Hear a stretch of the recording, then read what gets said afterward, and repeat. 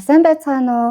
Номын сангийн зочин подкаст маань шинэ дугаараа эхлүүлэх гэж байна. Энэ удаагийн дугаараар маш сонирхолтой зочин урагт оролцож байна.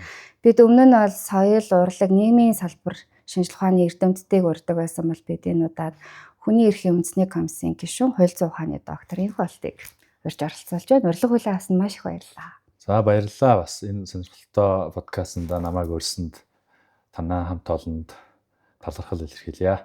За би өмнө нь бол ингээ урдаа нэг номол барьдаг байсан. Тэгээ одоо болохоор танаа сонин сэтгүүл гаргадаг хэвлэл бүтээлүүдийн талыг тавьсан байна л да.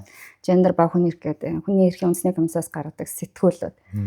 Тэгээ ер нь нийгэмд нөгөө альва нэг салбар ямар нэгэн ойлголтын талаар тархсан буруу ойлголтуудыг яг салбар шинжлэх ухааны эрдэмтэн мэрэгжилтнүүдээс нь зөв ойлголт өгөх зорилготой. Подкаст мэ тий. Тэгэхээр хүний эрхийн үндэсний комисс гэдэг айхтар том байгууллагыг одоо яам биш, шүүх биш. Гэхдээ л одоо бид нар бол бүх зүйл ямар нэгэн хэрэг, ямар нэгэн нийгмийн бухимдус асуудал гарахад хүний эрхийн үндэсний комисс хаана байна гэж меншн хийж асуудаг. Тэгэхээр энэ яг ямар чиг үүрэгтэй байгууллага юм бэ? Тий. Олон нийт бол хүний эрхийн зөрчил ямарваа нэгэн асуудал гарахаар хүний эрхийн үндэсний комисс хаана байна гэж ингэж асууж байгаа нь бол ерөнхийдөө бол зөв хандлага. Өөрөөр хэлбэл тэр хүмүүс эрхээ хамгаалуулахын тулд за дээр нь энэ хүний эрхийг хамгаалах гэдэг ийм нэр томьёотой ийм байгууллага байгаа учраас биднийг одоо хайж, ирэх, за бас шүүмжлэх, эрхээ асуух нь бол зөв ясны хэрэг. Тий. За тэгээд энд бол бид бүхэн маш талархалтай, анхааралтай бүх асуудлуудыг бол хүлээж авч тодорхой одоо шийдвэрлэх ямар боломж байна вэ гэдгийг бол хайдаг. За тэгэхээр Монгол улс 1992 оны үндсэн хуулийг батлаад үндсэн хуультай хүмүүнлэг иргэний арс нийгмийг байгуулна гэд 2 дугаар бүлэгт нь хүний эрх хэрэгчлөө гэсэн тусгаалсан бүлэг гаргаад энэ дээр Монгол хүн бүрийн баталгаатай эдлэх эрхийг бол ингээд хуульчилж өгсөн байна. За задлах юм бол нийтдээ үндсэн хуульд 18 одоо яг зүйл заалтад хүний эрхийг бичээд дотор нь өгүүлбэрээр нь ингээд аваад үзэх юм бол одоо 87 хүний эрхийн асуудал ингээд бүр задарсан байж байгаа. За тэгээ үндсэн хуульд байгаа нэг үг төрийн үйл ажиллагааны үндсэн зарчим нь хүний эрх хэрэгчлөөг дээдлэх байна. Тэгэхээр Монгол улсад бүх төрийн байгууллага албан тушаалтан хүний эрхийг одоо хангах, хамгаалах ийм үүрэгтэй бөгөөд хүний эрхийг л одоо эдлүүлэх гэж Монгол хүнийг сайн сайхан амьдруулах гэж төрийн алба ажилтдаг. За энд хүний эрхийн үндэсний комисс ямар үүрэг гүйцэтгэдэг вэ гэхээр Нэгдсэн үндэсний байгууллагын одоо Парисын зарчим гэж байдаг. Энэ юу вэ гэхээр хүний эрхийг хангаж хамгаалах талаар төрийн байгууллагуудын хүлээсэн үүргийг хэрхэн биелүүлж байна вэ гэдэгт хөндлөнгийн хараа тус хяналт тавьдаг байгууллагыг хүний эрхийн комисс гэж нэрлэдэг.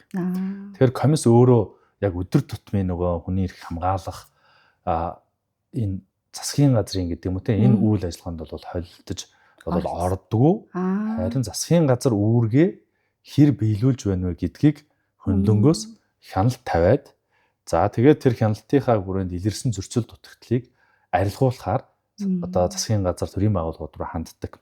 За тийм учраас иргэд магадгүй манайх руу хандж байгаа асуудал нь тэр одоо засгийн газрын байгууллагууд энэ төрийн байгууллагуудад хандсан чинь бидний эрхийг ерөөсөө авч хэлцэхгүй байна. За тийм учраас танах энэ дээрээ анхаарлаа хандуулаач гэдэг утгаараа бол бид бүхэн л бол ханддаг гэж ойлгож байгаа. Тэгээ бид бүхэн гомдлыг хүлээж аваад ямар гомдол одоо ямар хүний эрхийн зөрчил байна те тэр асуудлуудыг нь тэр шийдэх ёстой төрийн байгууллага руу бид нар одоо шахалт үзүүлэх яагаад энийг биелүүлэхгүй байгаа нэгэн хүн эрхээ хамгаалуулах гээд ирж яхад яагаад ийм тусламж үйлчлэгээ гэдэг юм уу эрхийг нь одоо хангах үүргээ биелүүлэхгүй байна гэж ингэж л одоо хөндлөнгийн хяналт тавьдаг. Тэгээд энэ хяналтынхаа үр дүнд улсын их хурлд жилд нэг удаа өнгөрсөн жил Монгол улсад хүний эрх ийм байлаа гэдэг илтгэлийг танилцуулдаг. Тий. Одоо түрүүнд хэлсэн хүний эрхийн талаар үндсэн хууль маш олон ингээд зүйл залталд орсон байдгаа гэж байна. Гэтэл хүний эрхийн үндэсний комисс чинь маш цөөхөн гишүүнтэй санагдаад байна. 5 билүү 6 лөө. Өнөөдөр бол 7 гишүүн байна. 7 гишүүнтэй. Тэгээ энэ одоо яг зөвхөн хуульчид байдаг юм уу эсвэл салбарын төлөөлөл байдаг юм уу? Яг одоо боловсрал, эрүүл мэндгээ явдаг юм аа ямар хүмүүс?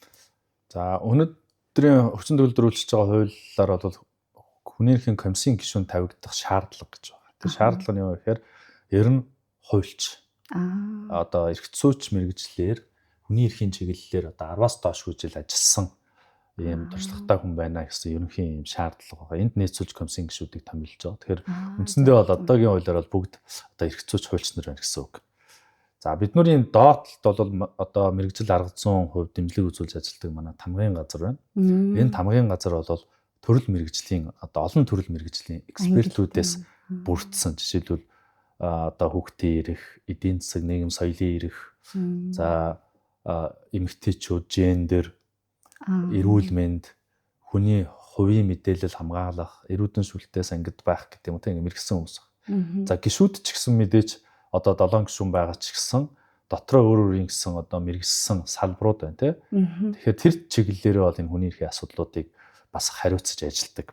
Жишээлбэл миний хувьд бол одоо хууль сахиулах тийм цагдаа, шүүх, прокурор ийм байгууллагатай холбоотой хүний эрхийн асуудлууд, төрийн цэргийн байгууллага одоо цэрэгт одоо хүний эрхийн зөрчилдөд маш их байгаа гэж байна. Тэгэхээр энэ асуудлуудыг ингээд голчлон одоо хариуцж дагнаж ажилладаг бол манай нэг гишүүн бол яг эдийн засаг, нийгэм соёлын эрхтэй тэр боловсрол, ажилгүйдэл, ядуурал, эрүүл мэнд гэдэг энэ асуудлыг хариуцдаг бол нэг гишүүн яг хүүхдийн эрхийн асуудлыг, нэг гишүүн охид эмэгтэйчүүд, гендерийн одоо энэ эрх тэгш байдалтай холбоотой асуудлууд. Ингэж авт юм. Нэг гишүүн нь бол одоо хүний хувийн мэдээлэл, улс төрийн эрх чөлөө. За нэг одоо тусгай механизм бол хүний эрх хамгаалагчийг одоо хамгаалах асуудал гэдэг. Ингээд дотроо бол чиглэлээ хариуцаад үйл ажиллагаагаа явуулдаг. Яг сая таны ярьж байгаас дараагийн асуулт маань ургаж гарна л да. 2021 онд хүний эрхийн үндэсний комисс би бол уншихтаа Азад гэж ойлгосон. Анх удаа Монгол бол хүний эрхийг хамгаалдаг эрх хамгаалагчид гэж анх удаа сонсож байгаа. Ийм хүмүүсийн эрх зүйн орчныг хуулиар ингээд баталж өгсөн гэдэг. Энэ талаар бас мэдээлэл өгч ямар хүмүүсийг хүний эрх хамгаалдаг хүмүүс гэдэг. Тэгэхээр 2021 онд Монгол Улсын их хурлаас хүний эрх хамгаалагчийн эрх зүйн байдлын тухай хууль гэж баталсан. Яг харахгүй энэ Аз төвдөө анхны ийм улс болсон. Нэгдсэн үндэсний байгууллага болон энэ одоо дэвшилттэй юм биш үү? Тийм, дэвшилттэй. Энийг одоо хууль зүйн тухай үед одоо Улсын их хурлын гишүүнээр ажиллаж байсан. Одоо хууль зүйн банк нарын хорооны дарга байгаа Цогтбаатар дарга бол тухай үед ажлын хэсгийг ахлаж энэ хуулийг бол бас манлайлж энэ хуулийг батлуулсан. За. Тэгээ энэ ямар үзэл санаатай вэ гэхээр өөрөөр хэлбэл хүний эрхийг хамгаалж яваад хүний төлөө олон нийтийн сайн сайхны төлөө дуу хоолой үйл ажиллагаагаа зориулж яваад өөрсдөө эрсдэлд орчдог. Тэгэхээр дэлхийн улс орнуудын практикаас аваад үзэхэд одоо энэ шашны за дээр нь энэ эдийн засаг, нийгмийн одоо соёл энэ үзэл сурталтай холбоотойгоор хүний эрхийг бол их ялгартаагаар тогтоодог. Жишээлбэл охид эмэгтэйчүүд, үндэсний цөөнх, за тэгээ цаашлах юм бол нөгөө бид бүхний ярьдаг бэлгийн цөөнх. Ер нь энэ хүний ялгаатай энэ хүний байдлыг хүлээн зөвшөөрөхгүйтэй холбоотой энэ дуу хоолойгоо илэрхийлж олон нийтийн төлөө явж байгаа хүүхэд эмэгтэйчүүд ч гэдэм юм уу те. Ингэж явж байгаад өөрөө амь насаараа хохирох, эрүүл мэндээрээ хохирох, гэр бүл ингээд олон зүйлээрээ хохирол амсаж байгаа практик туршлагууд бол дэлхийн улс орнуудад маш их байдаг. Тэгээ энэ асуудал өнөөдөр Монгол улсад ямар байна вэ гэдээ аваад үзэхээр бас яа харахгүй юм эрсдлүүд бол байна гэж үнэлж дүгнсэн байдаг. Ялангуяа энэ байгаль орчны салбарт энэ малчтын эрх ашгийг хамгаалах, уул уурхаан одоо үйл ажиллагаа хөгжиж байгаатай холбоотой тэр бүс нутагт амьдарч байгаа нутгийн одоо уугуул иргэд. За тэгээд цаашлаад сэтгүүлчд тийм энэ нийгмийн шударга усны төлөө дуу хоолой олж явж байгаа энэ сэтгүүлч нар, за бүр цаашлах юм бол одоо өмгөөлөгч нар янз янзын ноцтой хэргийг өмгөөлдөг стратегийн одоо энэ үйл ажиллагаа явуулдаг өмгөөлөгч нар. За энэ хүмүүсүүд бол эрсдэл байна гэж үзэж Монгол улсад хүний эрх хамгаалагчийн эрх зүйн байдлын тухай хуулийг батлан гаргаад энэ хүрээнд өнөөдөр хүний эрхийн үндэсний комиссээр нэг гишүүн яг энэ хүний эрхийн хамгаалагчийн асуудал хариуцсан ийм гишүүн бол томилогдоод ажиллаж байгаа. За энэ гишүүний доор бас мэргэжил арга зүйн одоо дэмжлэг үзүүлэх хүний эрх хамгаалагчийн одоо хилцс болон хороо гэж ажилладаг. Тэр нь ёстой түрүүн та бүхэн ярьдаг олон төрөл мэргэжлийн хүмүүсүүдийн нэгдсэн ийм баг байдаг. За энэ баг дотор хэн ордог вэ гэхээр дандаа төрийн байгууллагууд биш. Дандаа одоо иргэний нийгэм, олон нийт, За мэрэгжлийн одоо хүмүүсүүдээс бүрдсэн юм баг гэдэг учраас дүгнэлт гаргахад их ачаал бүгдэлтэй байдаг. За тэгээд бас Монгол улсад их амжилттай нутагшиж яваа ийм механизм үндсэндээ бол сүүлийн 3 жилийн хугацаанд бол 20-од одоо дүгнэлтүүдийг гаргаж тодорхой арга хэмжээнүүдийг авч байгаа нь бол дотооддоо болон энэ олон улсын хэмжээнд бол нэлээд тийм үр дүнтэй жишг болох үс ийм кейс болоод байгаа. Би тэгтээ ягаад ч хүний эрх хамгаалагчид гэдэг нэрийг жагсаал зохион байгуулсан хүмүүсээс их харж ирсэн байхгүй. Тэгээ энэ нэрийг одоо би жишээлбэл эсвэл хин нэгэн дуртай нь авчихдаг юм уу? Эсвэл насан туршдаа нэг одоо жагсаал цуглаан, эсвэл нэг одоо байгалийн төлөө, нэг одоо үгээ хэлэх эрхийн төлөө тэнт хүмүүсийг олныг төлөөлж одоо акц хийх юм уу? Эсвэл одоо зохион байгуулсныхаа үр дүнд тэр нэрийг одоо эрх хамгаалагч гэдэг энэ сайхан нэрийг насан туршдаа авд юм уу? Эсвэл одоо яг тухайн момент дээр авд юм уу? Тий. Тэгэхээр нэг одоо хүн бол насаараа хүний эрх хамгаалагчаа гэдэг ингээд лоцк нот гэдэг юм уу тийм нэр томьёо аваад тэгээд хаач очсон би хүний эрх хамгаалагч гэдэг ингээд яваад байх энэ тохиолдол бол биш юм. Тэгээд юу вэ гэхээр энд хүний эрх хамгаалагчийн тунхаглал гэж байдаг. Энд бол тодорхой үйлдэлүүдийг заасан байдаг. Яг тодорхой хүний эрхийг хамгаалах чиглэлээр одоо нэг кейс байна. За нэг кейс дээр яг хүний эрхийг хамгаалах юм үйл ажиллагаа явуулсан байх хэвээр.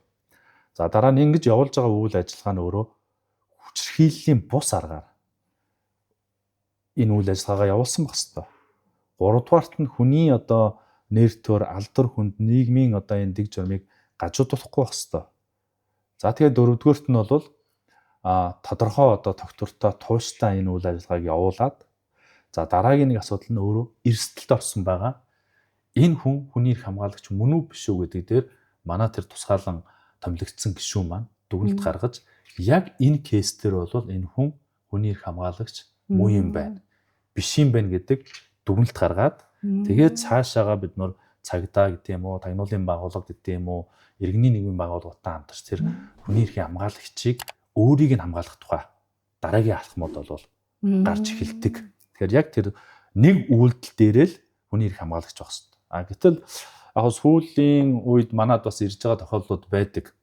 Яг хүний эрх хамгаалагчийн хамгаалж байгаа ингээд үйл ажиллагаа явуулж байгаа ч гэсэн тэр үйл ажиллагаагаа хүчирхийллийн аргаар явуулсан. Энэ үйл ажиллагаа явуулахдаа хууль зөрчиж явуулсан хүний нөгөө нэр төр, алдар хүнд, бусад хүний их ашгийг ингэж зөрчиж явуулж байгаа. Энэ үйл ажиллагаанууд маань бол хүний эрхийн хамгаалагчийн тунхаглалынхаа дагуу хүний эрх хамгаалагчээс тооцогддог. Яг эндээс үүдээд бас би бол ингээд асуулт одоо гэсэн чинь ингээд хоёулын яриад ингээд гоё юу яагаад юм л та. Хүний эрх гэдэг ойлголт өөрөө аюул тийм мөргөн хүрээний ойлголт гэж хараад байгаа. Жишээлбэл би захин машинтаас өөрийнхөө хэмжээнд бол нэлээд их нэр хүндээ одоо хийгээгүй үйлдэл хийсэн мэтэр ч юм уу ингээд маш олон удаа ингэж гүтгэнд оромжлуулж исэн байхгүй. Тэнгүүд би бол тэрэндээ миний эрх нэр төр хөндөгдөж байна гэж бодоход нөгөө тал гадаадад байгаа хүмүүс жишээлбэл үзэл бодлоо илэрхийлэх эрх эдэлж гин гэдэг ч юм уу тий. Ер нь одоо энэ захин орчинд бусдын зургийг, видеог, бичлэгийг, дүрс бичлэгийг тавих, шүүхээр шийдэгдээгүй асуудлыг шууд тавьж шийдэгдсэн мэтэр одоо хамгийн үнэт зүйлүүд рүү дайрах энэ өөрөө хүний эрхийг зөрчиж байгаа үйлдэл мөн үү биш үү? Хүний эрх гэдэг бол өөрөө хамгийн товчоор хэлбэл эрх үүргийн нэгдлийг л хүний эрх гэж байгаа. Нийлж ээж юм биш. Дангаараа биш. Дангаараа эрх бол биш аахгүй. Ингээд эдгээр нь заавал үүрэг байна. Эрх, үүрэг хоёр нийлж ээж хүний эрх чөлөө гэсэн ойлголтыг бол бий болгодог. Зөв. Тэгэхээр ер нь ямар нэгэн хариуцлагагүй эрх чөлөө дур зоргийн асуудал байж болохгүй гэдэг санааг манай Монгол Улсын үндсэн хууль дээр бичсэн. Монгол Улсын нэгдэн орсон хүний эрхийн суурь конвенцууд дээр ингээд бичсэн байдаг. Тэгэхээр энэ юу вэ гэхээр мэдээж хүн бол эрхээ баталгаатай эдлэх ийм орчин нөхцөл ийм баталгаагаар хангагдсан байх хэвээр. Гэхдээ хүн эрх хэрэгчлөөгөө эдлэхдээ бусдын нэр төр алдар хүндийг гутаах, нийгмийн дэг журмыг алдагдуулах, үндэсний одоо энэ аюулгүй байдалд яг сөргөөр нөлөөлөх ийм үйл ажиллагаа явуулж болохгүй гэдгийг манай Монгол улс биш дэлхийн нийтийн энэ нэгдсэн үндэсний байгууллагын гишүүн улс орнууд хамтаараа нийлээд тогтцоод байна шүү дээ. Тэгэхээр хүний эрх чөлөө гэдэг бол хинжээ хязгааргүй дур зорг биш юм а гэж хэлж байна.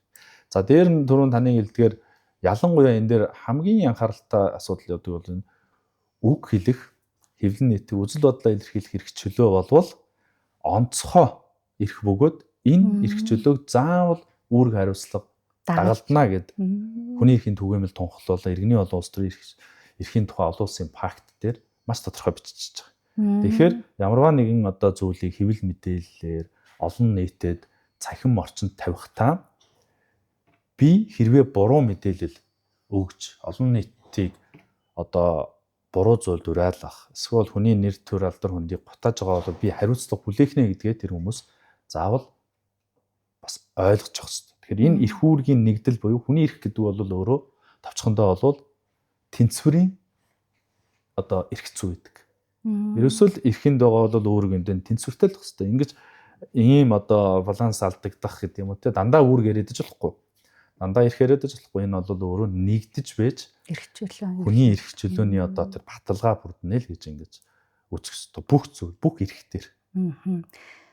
Монголчуудын хувьд нөгөө нүүдлийн соёл, суурин соёл ингээ зэрэгцээд бас та нарын хувьд бол жоохон тийм бусад улс орнуудын бодвол арай ялгаатай явдаг багтай альва одоо гарч байгаа кейсүүд ч гэсэн энэ дээрээс нөгөө цаазаар авах хуулийг одоо энэ халах энэ дээр танай байгууллагыг нэлээх оролцоотой хандсан. Тэгээ тухайн үед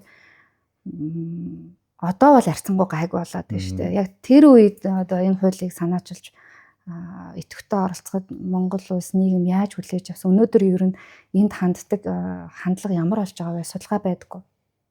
Судалгаа байгаа. Ер нь цаазаар авах ял бол хүндрэлтний одоо эсрэг гэмт хэрэг өөрөөр хэлбэл төр санаачилж хүний амь насыг босмолж болохгүй гэдэг ийм философи төр үндэслэсэн. Дээр нь ял шийтгэл бол өөрөө одоо хүнийг залхаан цээрлүүлж харгас хэрцгий хандаж нэр төрийн утаанд оромжлох юм шинжийг агуулж болохгүй гэж заасан байдаг. За энэ үзэл санаан дээр тулгуурлаад цаазаар авах ял бол хид хідэн өнцгөр одоо байх ёстой юу гэдэг дээр эргэлзээтэй асуудлууд байдаг. Нэгдүгээрт нь үнэхээр цаазаар авах ялыг эрүүгийн хуульд хуульчилснараа гэмт хэрэг онц ноцтой гэмт хэрэг буурдгуу гэдэг асуудал дээр өнөөдөр дэлхийн хариулт өгч чадаагүй. За хийсэн судалгаануудаар бол ихэнх нь өр нөлөө байдгүй гэж дүгнэлтүүдийг гаргасан байдаг. За хоёрдугаарт нь цаазаар авах ялыг хэрэглэсний улмаас хүн хилмигдсэн байвал хизээч нөхөн сэргээж чадахгүй юм алдаа гардаг. Практикууд байдаг. Жишээлбэл Монгол улсад байгаа шүү дээ. 2002 оны ихээр нэг хүн шүүхээс 3 удаа одоо цаазаар аваад. Тэгээ тэр хүн чинь би энэ гэмт хэргийг хийгээгүй маа гэд манай хүний эрхийн үндэсний комиссад хандаад тэн дээр манай хуучин гишүүд одоо нэлийн улс суртаа ингэж ажиллаж явсны үс тэр хүн гэмт хэрэг үйлдэггүй болох нь тогтоогдож цагаадж байсан. Тэр хүн хэрвээ цаазлагдсан бол тэрийг буцааж хизээч бид нар явах. Амьдруулах нөхөн сэргээж чадахгүй. За бүр жоохон урагшлаад хэдүүлээ түүхээ аваад үзвэл 1937 оноос эхэлсэн Монголын тэр их хилмигдүүлэлтийн үед одоо нэг шүүх уралдаанаар одоо нэгээс одоо 1200 хүнийг цаазаар хахаал оноож тэрийг тэр даруйд нь одоо гүйцэтгэжсэн байдаг. Тэгээ энэнийхээ төлөө бол бас тодорхой хэмжээний одоо нөхөн төлбөр олгох ийм арга хэмжээ авч байгаа ч гэсэн тэр эрдэнэт хүний амь нас тэр их оюуны потенциал Монголын өв уламжлал соёл энийг бол сэргээж чадахгүй ийм хор уршигтай. Тэгэхээр энэ үндсэн дээрээ бол Монгол улс бол энэ цаазаар хахаал бол төдийлөн одоо ач холбогдолтой биш юм байна. Гэнт тэргээс урсан сэргийлж чаддаггүй юм байна. Алдаа завхрал гаруул засахад хүнд байдаг юм байна. Гэдэг энэ дэлхийн нийтийн хөгжлийн чиг хандлагад нийцүүлээд цаазаар хахаалыг халах тухай санаачлалуудыг хүний эрхийн үндэсний комиссоос 2008-9 оноос удаа дараа гаргаад за тэгээд тухайн үед бол улс төрийн шийдвэр гаргаад 2011 оноос бол яг одоо манай эрүүгийн хуульд байсан цаазаар хахаалыг хэрэглэхээс бол шүүхийн практикт татгалзаж эхэлсэн.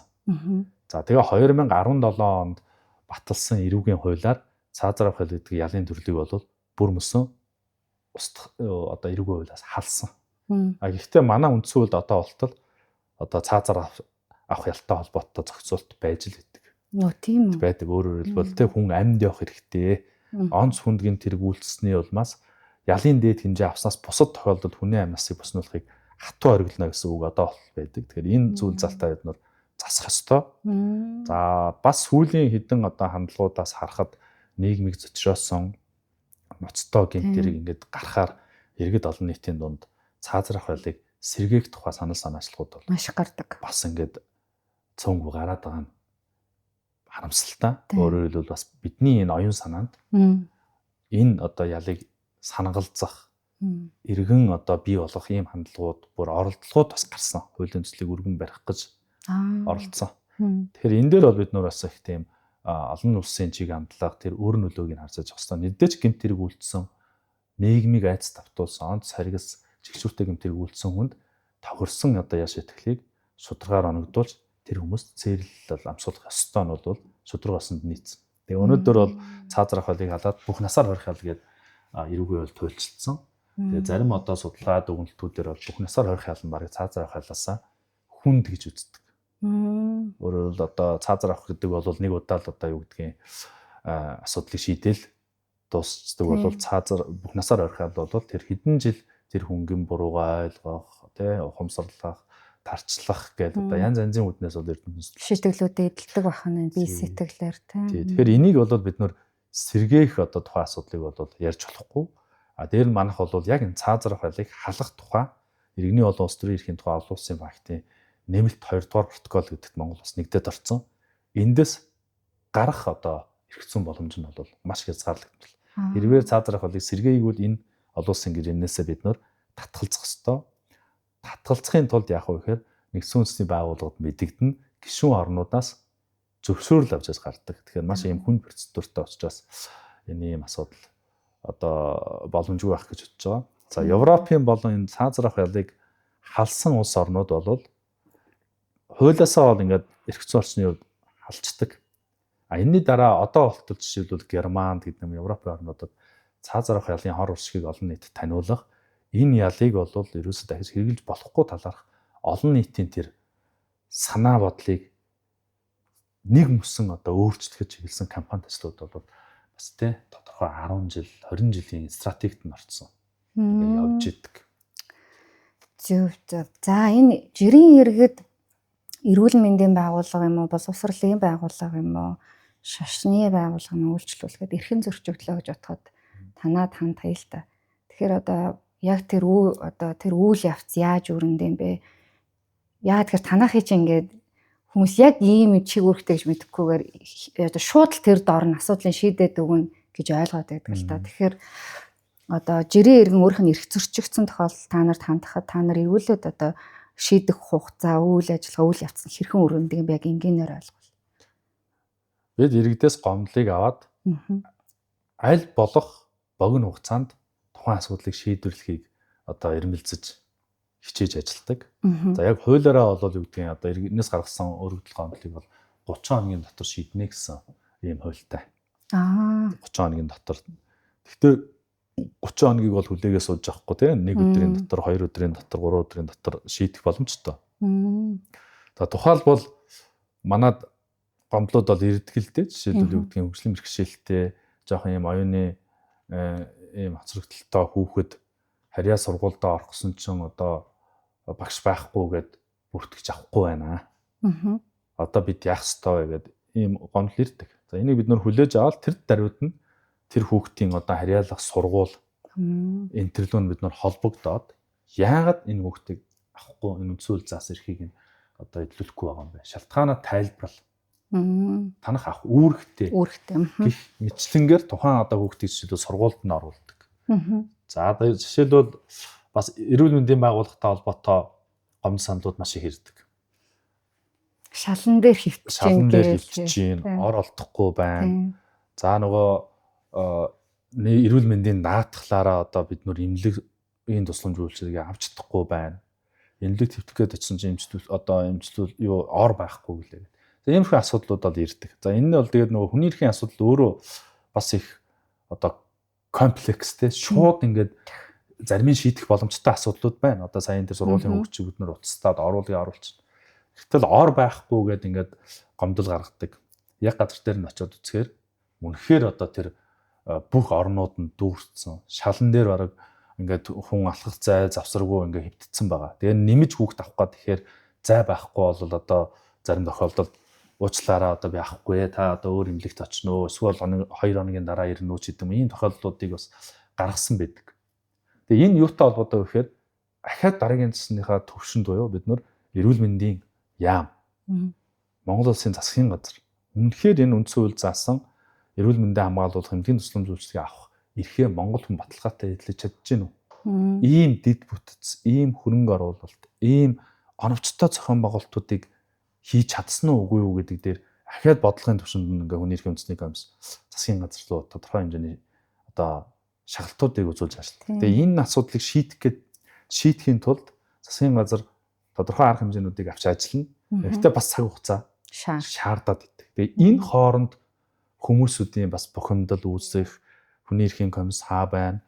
Ер нь Монголд одоо хүний эрх байна уугүй юу гэдэг ингээд. Тэгээ энэ бүхэн эцсийн дүндээ бол ингээд хоримтлагдсан бодлогын буруу ийм шийдвэрүүдтэй холбоотой хөвцлөн үүссэн байдаг. Өнөөдөр эрүүл мэндийн салбар бол бас л асуудлууд хүнд хэцүү байгаа. Тэгээд энэ жилийн ихтгэлдээ бид нэр эрүүл мэндийн байгууллагын нөхцөл байдал ямар вэ гэдгийг улсын их хурлд дөрвөн мэдүүлж байгаа.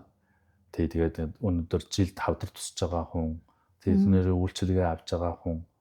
За ингээд мэдээж одоо эрүүл мэндийг хамгаалах, өөрийгөө арчлах нь бол хувь хүний үүрэгч гэсэн өвчин эмгээг туссан тохиолдолд бид нөр Монгол хүн чанартай эмнэлгийн тусламж үйлчилгээг авах л одоо ёстой. Тэрний тулд энэ төрлийн байгууллага ажиллаж байгаа.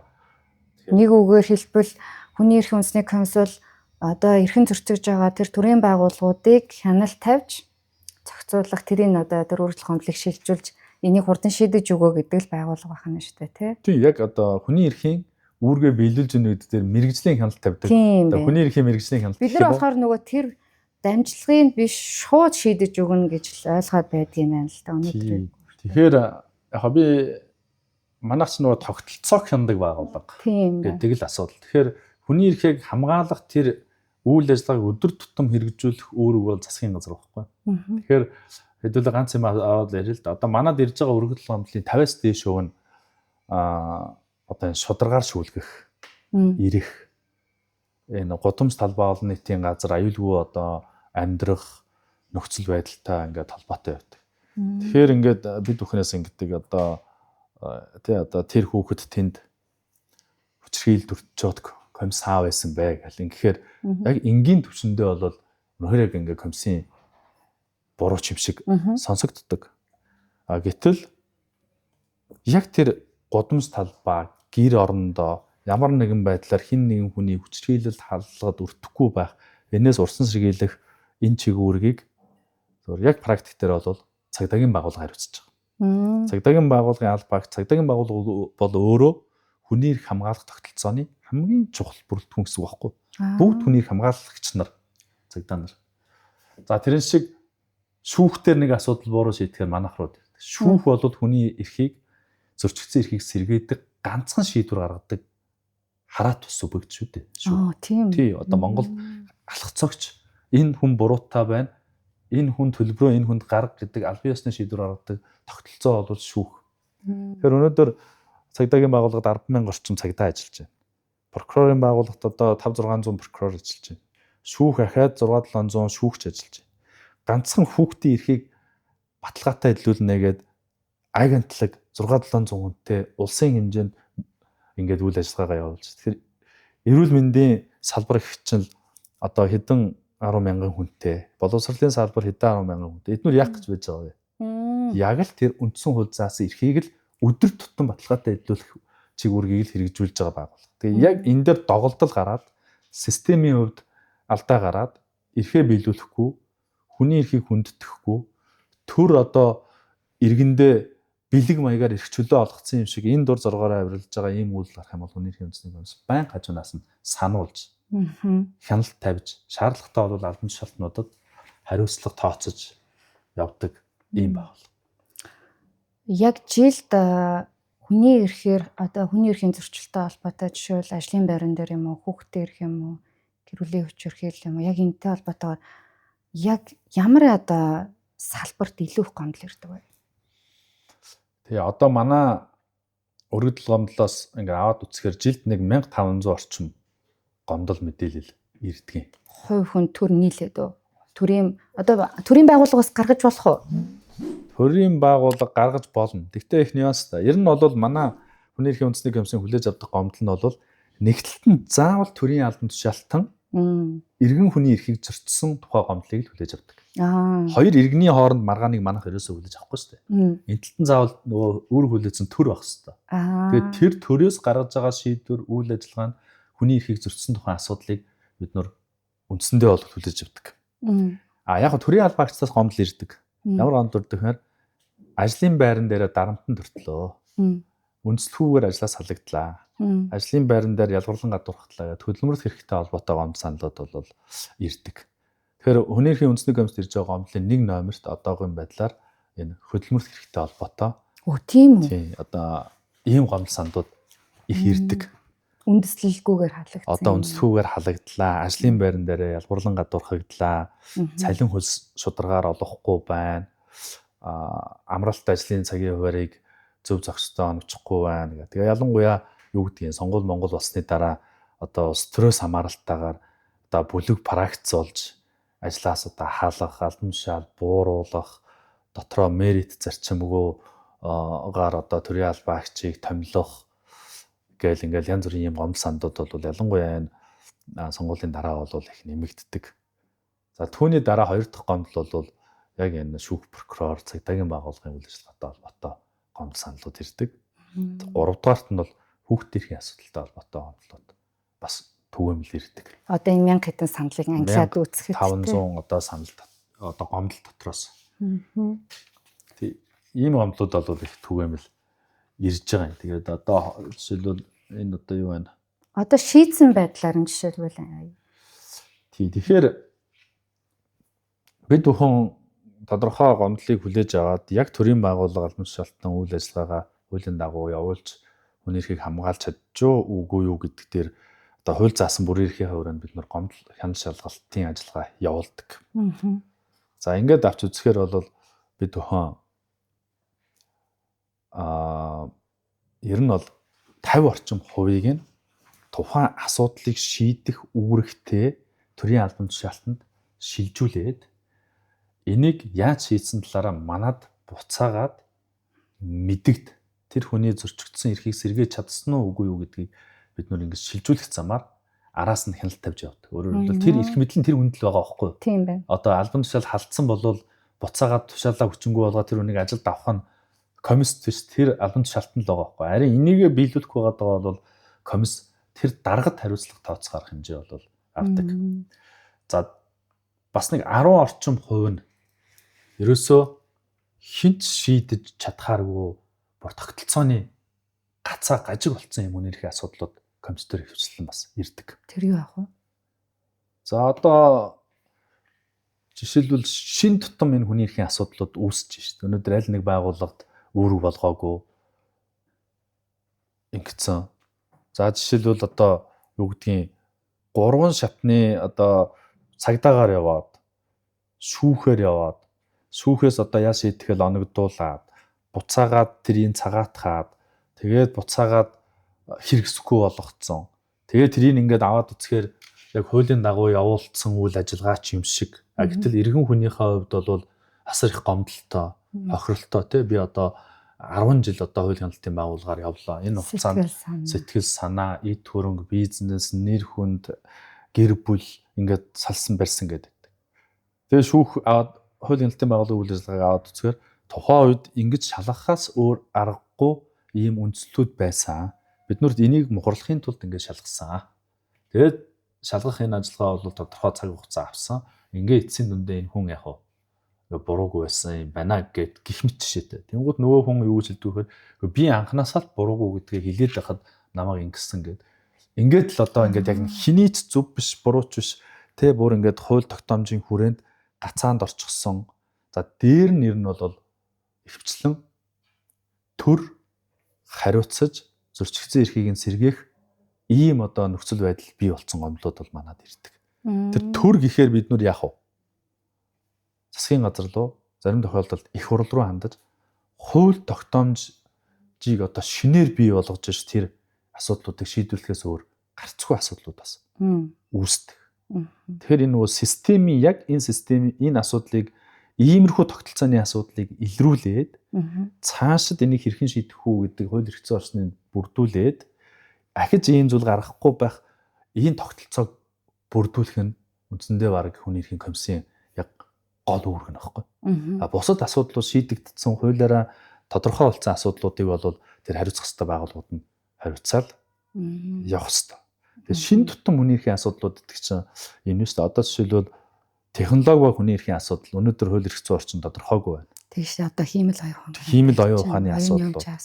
Ирээдүйд энэ хүний эрхэд яаж нөлөөлөх вэ гэдгийг өнөөдөр хүний эрхийн үндэсний комиссаас маш том хэмжээний судалгаа дүгнэлтүүдийг гаргаад их хурлд хөргүүлж байна.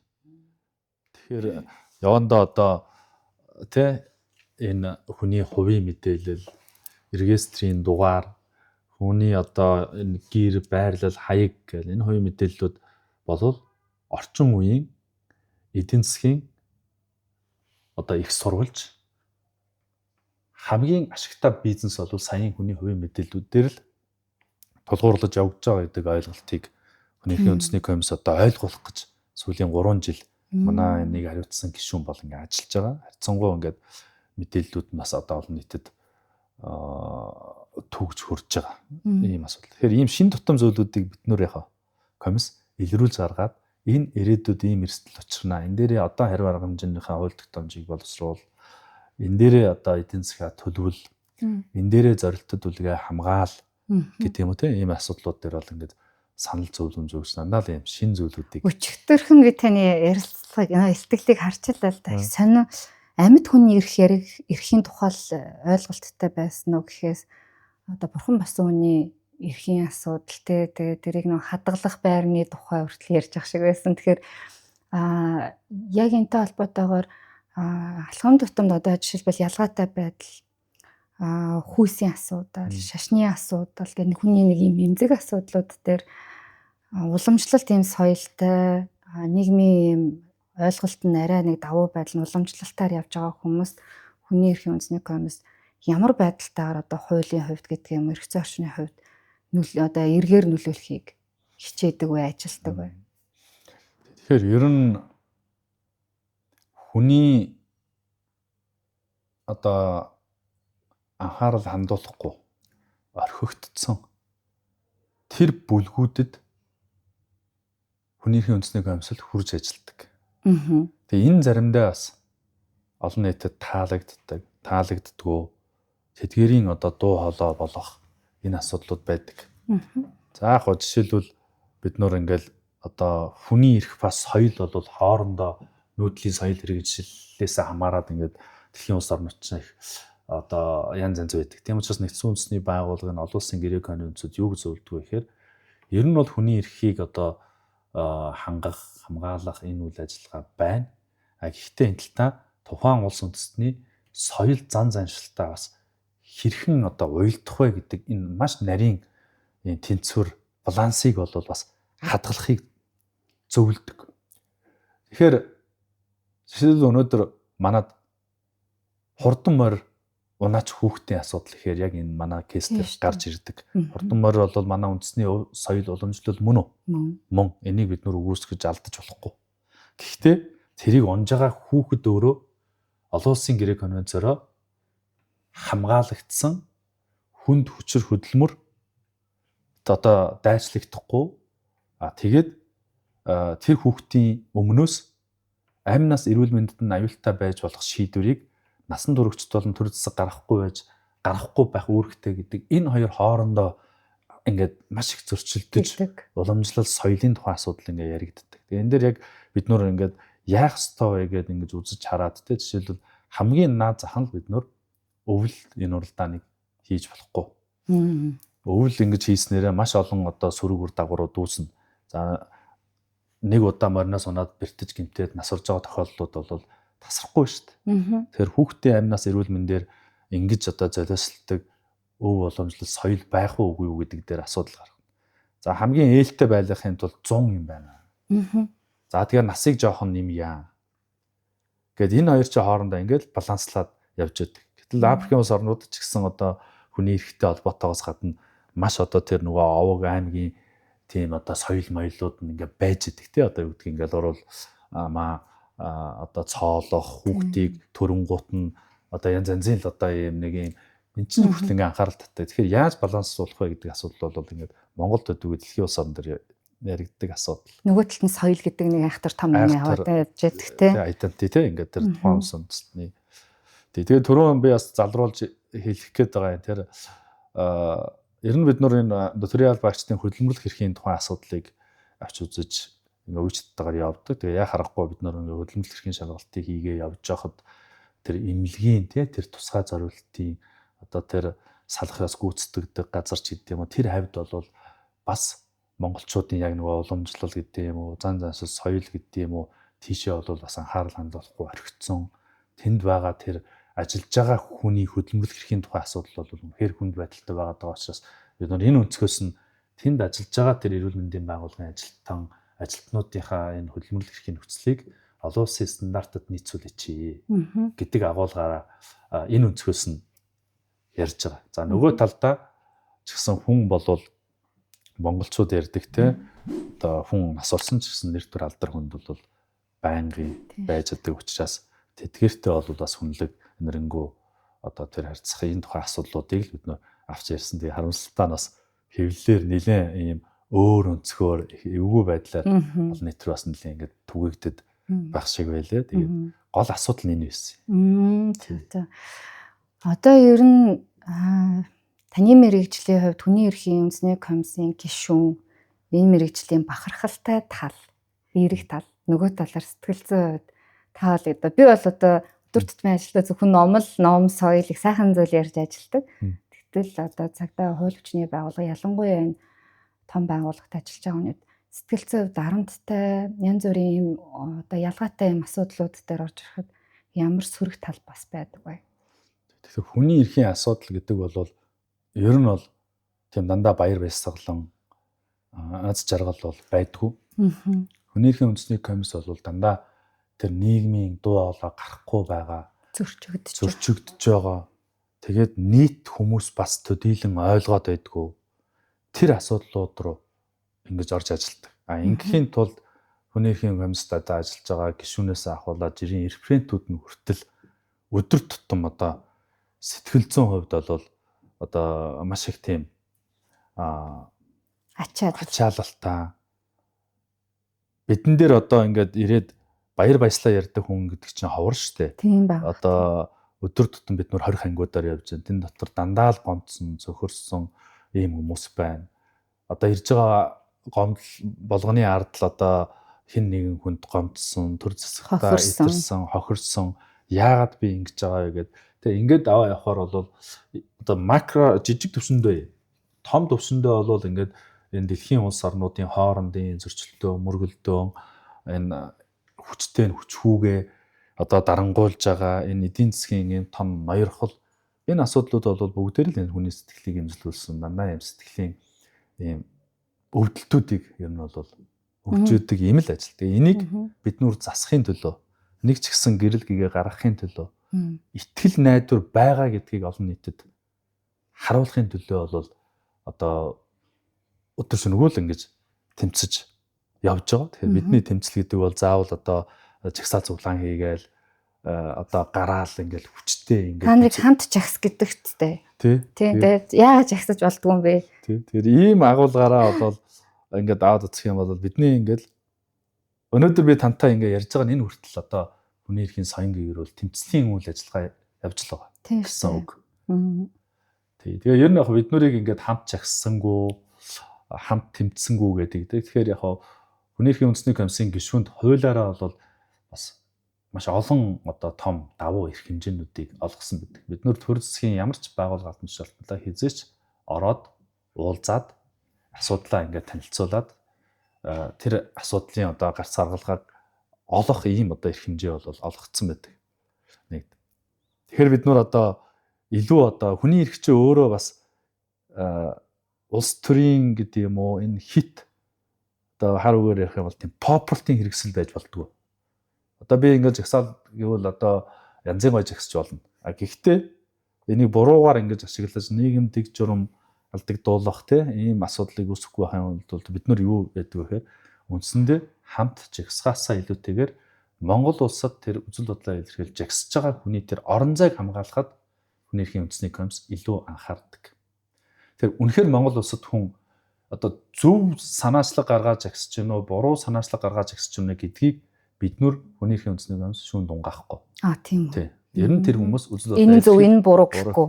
Хамгийн гол нь тэр хүн үзэл бодлоо илэрхийлээд эрхэн байна. жагсаж цуглаж байгаа тэр орон зай Монголд баталгаатай байна уугүй юу гэдгийг л бид нөр хангах үүрэгтэй. Тэгэхээр Монгол улсад зүгээр ингээл жагсаал цуглаан бол сүүлийн 5 жилийн байдлаар 1400 орчим жагсаал цуглаан боллоо. Тий.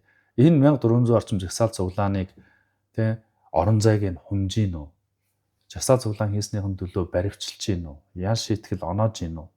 Энэ жагсаал цуглаан хийх орон зайг хүмжийн үү үгүй юу гэдэг дээр хүний эрхийн үндэсний комисс тэр одоо үзэл бодлоо илэрхийлж байгаа тэр хүмүүсүүдийн орон зайг бол баталгаажуулж өг. Ийм л одоо баталгаажуулахын төлөө тэр засаг дарга нартаа тэр их хурлаас тодорхой хуулиудын батлах ёстой. Тэр хүмүүсүүдийн баталгааг бүрдүүлэх ёстой гэд ингээд л ажилдаг.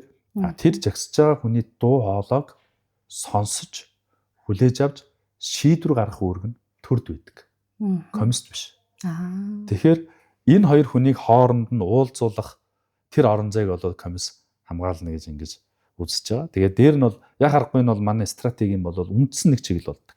Үнэхээр ардчилсан нийгмийн гол тулгуур үндсүүлийн нэг бол үзэл бодлоо илэрхийлэх, эвлэлдэн нэгдэг, жагсаж цуглах ийм асуудал байдаг.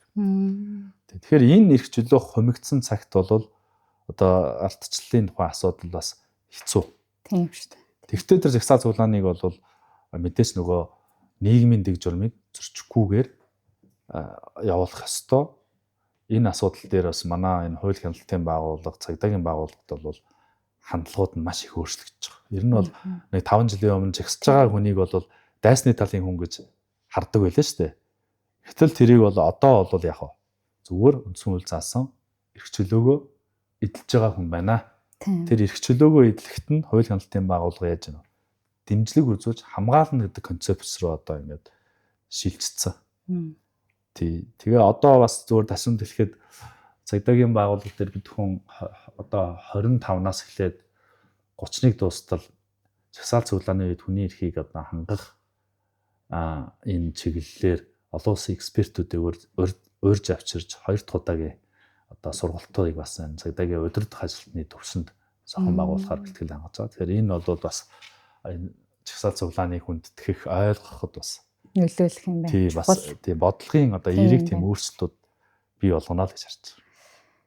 Одоо энэ нүдлийн соёл иргэншилтэд бид нар ч ер нь амнаас ам дамжуулж их мэдээлэл авдаг соёлтой.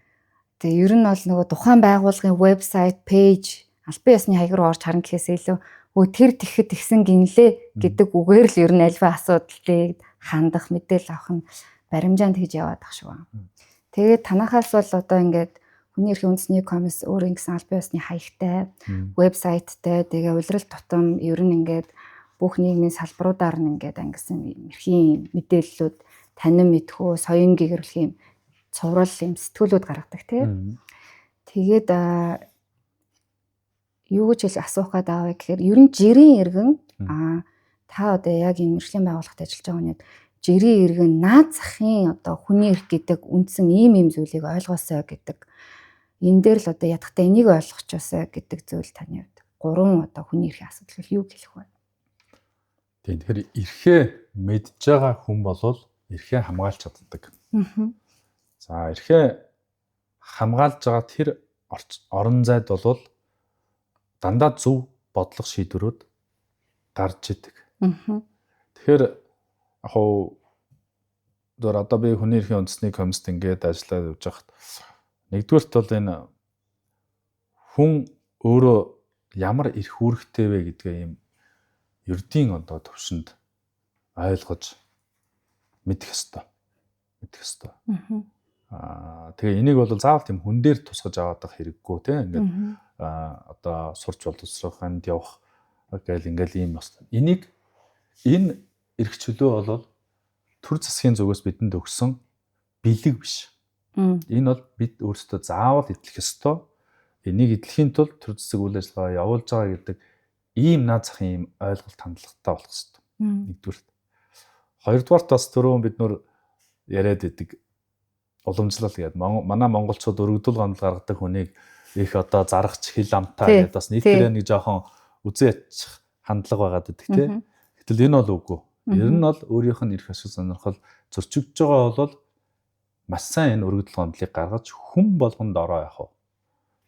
Дугарч өөрийнхөө эрх ашигыг хамгаалах ийм одоо соёл сэтгэлгээтэй бас болох ёстой. Тийм байна. Яагаад вэ гэхээр бид нар бас нүүдлийн соёл иргэншилттэй тархаа бутархаа ийм одоо амьдралын хэм маягтай явж явах үедээ бол бас нэг хүнтэй бол жилдээ нэг таардаг байсан болвол одоо ингээ хотчхийн хэрээр одоо уулзалтууд ингээд ойрхон болно, эрх ашиг хамгаална. Тэгээ хүмүүс ингээд төвлөрөөд ирэхээр нэгнийхээ эрх хууль ёсны ашиг сонирхлыг зөрчих, хөндөх тэр олон хүнд зориулсан төр засгийн бодлогын шийдвэрүүд гарах тэр нь шууд тухайн хүнд нөлөө үзүүлж байгаа учраас энэ өргөдөл гомдол яагаад вэ гэдэг дээр хүн болгон одоо асуудлыг тавьж явах хэрэгтэй. Ингэжээс төр засаг үүргээ биелүүл. За 3 дугаарт хүний эрхийг хэн нэгэн одоо төрийн байгууллага, институт, аль нэг одоо мундаг хүн гарч ирээд хамгаална гэж энэ найдалтаасаа илүү хүн болгон өөрийнхөө эрхийг хамгаалдаг, хүний эрх хамгаалагч байх хэрэгтэй. Ингэжээж тэр нийгэм өөрөө хариуцлагатай хүн нэр төртөө эрхэмсэг одоо оршихуун тэр хүрээлэлд амьдарч чадах ийм орчныг бол бүрдүүлнэ. Тэгэхээр ийм одоо 3 зүйлийг л одоо залуучууд, сурагчид, тэгээд бүх одоо иргэдтэй бол уриалмаар байгаа. Тэгээд хүний эрхийн үндэсний комиссийн зүгээс ч гэсэн ийм зүйлүүдийг илүү одоо манай нэг чиглэл бол хүний эрхийн боловсролыг түгээн дэлгэрүүлэх үүрэгтэй. Тэгээ энэ чиглэл дээр гэсэн аль болох энгийн ойлгомжтой хүмүүсүүдийн одоо насанд тохирсон тэр ялгаатай байдал тохирсон тий одоо харааны бэрхшээлтэй, сонсголын бэрхшээлтэй, хөгжлийн бэрхшээлтэй тохирсон ийм зүйлийг бас хийхийг зорж байгаа.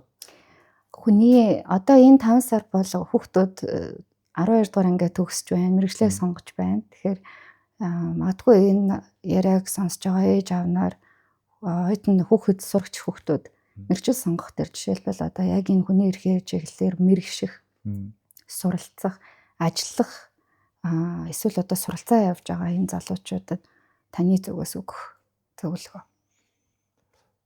Хүний эрх гэдэг ийм нэр томьёо хууль зүйн салбараар бол мэргэжил сурж байгаа оюутнууд байна. Мэргэжил сурахыг хүсэж байгаа хүмүүс ч бас байна. Тэгэхээр яг энэ чиглэл рүү орж ингэж одоо сурах гэж байгаа хүмүүс бол илүү тийм нийтийн эрх ашигын төлөө, сайн сайхны төлөө реформ, хүний эрхийн эрх зүйчин, шинжлэлийн эрх зүй гэж нэрлэдэг байхгүй. Дандаа ийм бид нар шин нэмийг олж харж нийтийн эрх ашигыг хамгаалах, ирээдүйд бий болох зүйлийг реформ хийх маягаар ингэж явдаг ийм одоо сэтгэлгээний ийм өргөн цар хүрээтэй байх ёстой. Тэгэхээр манай энэ оюутан залуус бол ийм чиглэгдэж ер нь бол хүний оюун санаа гэдэг бол өөрөө хэн нэгэн хүнд баригдсан, хэн нэгэн хүний одоо үзэл бодлоор бол байж болохгүй. Тэгэхээр яг өөрөө юу гэж бодож байна, юуг зөв гэж бодож байна. Тэрэндээ хүрэх хамгийн одоо эерэг бөгөөд боломжтой арга хувилбарууд байна, юу байна вэ гэдэг дээр бол маш тийм чөлөөтэй байх ёстой. Сэтгэж бодож энэ тэ одоо үйл ажиллагаа, урлаг, уран сайхан, ном, хууль, эрх зүй гэдэг юу байж болно юм.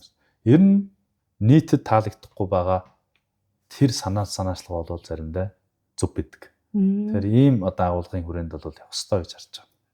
За нөгөө талдаа хүний эрх гэдэг бол тийм одоо тусгаалаад ингээд нэг ийм категори бий болгоод энэ бол хүний эрхийн хуульчдад хамаатай судралаад баримтаглаад тавьсан гэж юм бол биш. Зөвхөн хүний амьдрал бол хүний эрх байхгүй. Тэгэхээр бүх мэрэгжил салбар үйл ажиллагаа бол хүний эрхэд ээлтэйгээр л хөгжиж явж явах хэрэгтэй учраас ийм чиг баримжааг бодож явах хэрэгтэй. Би ер нь яг гэж энэ ажлыг хийгээд байгаа вэ? Яг гэж энэ мэрэгжлийг сонгож байгаа вэ гэдэг бол эцсийн дүндээ өөрөө сайхан амьдрах, иргэн олон нийтийн сайхан амьдруулахад л чиглэгдсэн тийм зүйл. Тэгээ хэдүүлээ жишээл бодоод үзэл хот төлөвлөлт гэдэг мэрэгчлэр сурах гэж байгаа хүн. Тэр хотыг хүнд хийж өгөх гэж байгаа. Гой ганган ийм супер харагдахад зориулж хийж гин үү? Эсвэл тэр хотын иргэдэд зориулж хийж байгаа юу гэдгийг л бодоход одоо хандлага шал өөр болоо явчихна тий. Тэгээ тэр хотод хэдэн мянган одоо жирийн иргэн байна. Хүүхэд хэд байна. Хөгшин настай хүн хэд байна. Хөгжлийн бэрхшээлтэй хүн хэд байна. Үнэхээр тэр хот төлөвлөлтийг хэний ч оролцоогүйгээр ямар ч хүн хотод дотор явах чадвартай аюулгүй байдалтай тийм дэд үстэй хотыг төлөвлөж чадж байгаа гэдэг бол тэр хүн бол хүний эрхийн төлөө оруулж байгаа асар үнэтэй хувь нэмэр юм аа л гэж ингэж харж байна.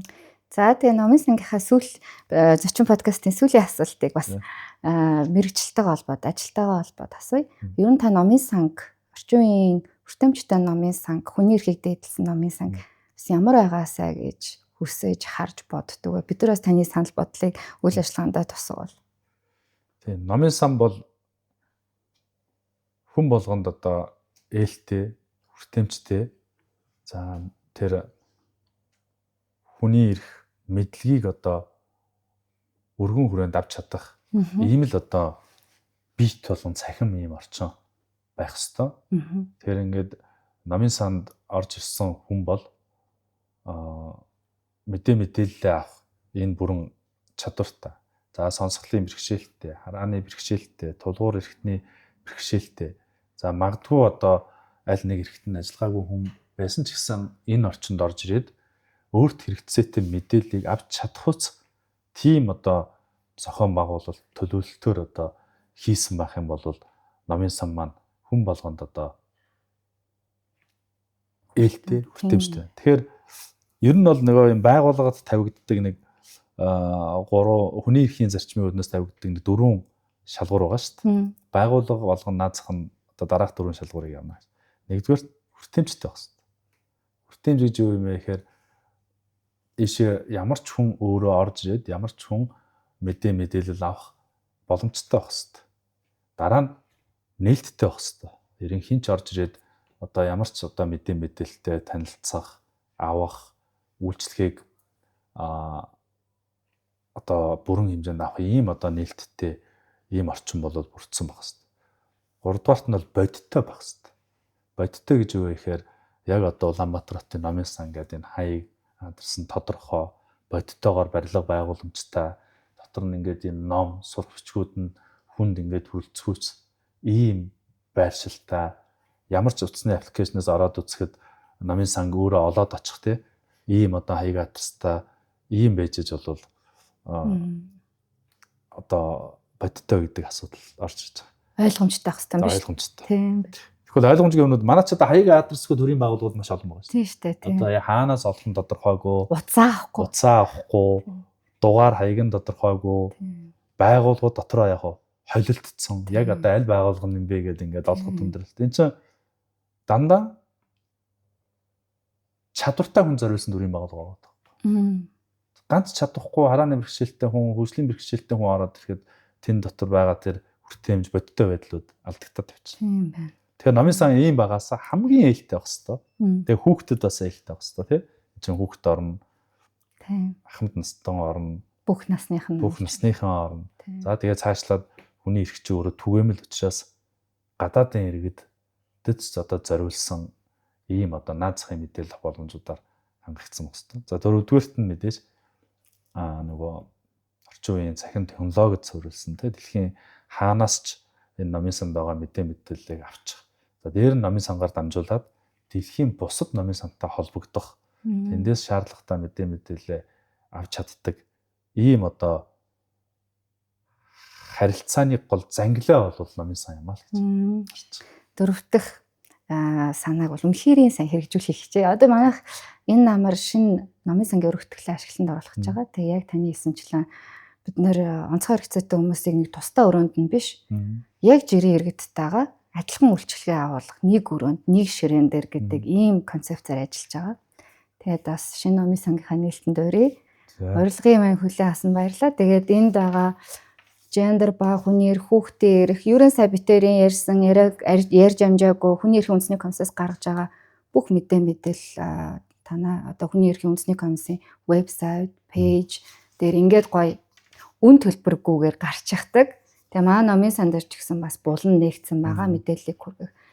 За ингээд тэгээд Монгол улсын иргэн бүрийн эрхэн зөрчихдөхгүй бас бусдын эрхийг зөрчихгүй. Өнөөдрийн бас гоё ойлгож авсан хамгийн чухал мэдээлэл эрх үүрэг хоёр нэгдэж тэнцүү хүний эрх хэрэгчлөө гэдэг юм яригддаг гэдгийг одоо бий болгоод мандаа үзэгчид маш сайн ойлгосон баха. Тэгээд урилга хүлээж авсан маш баярлалаа. За баярлалаа. Тэгээд та бүхний үйл ажиллагаандаас амжилт хүсье. Удахгүй маш гоё дэлхийн нийтийн жишгт нийцсэн юм сайхан одоо номын сантай болж байгаа нь бол манай Улаанбаатар хотын энэ хүүхд залуучуудын одоо боловсролыг нэмэгдүүлэх, чөлөөт цагаа зөв боловсон өнгөрүүлэх. Тэгээд ер нь бол гол юм бол нөгөө мэдлэг бол хүч. Тэр хүчний одоо их үүсвэр болсон энэ сайхан орчныг бий болгоход бас манлайлж ажиллаж байгаа. Та болон танаа толонд одоо талархал илэрхийлье.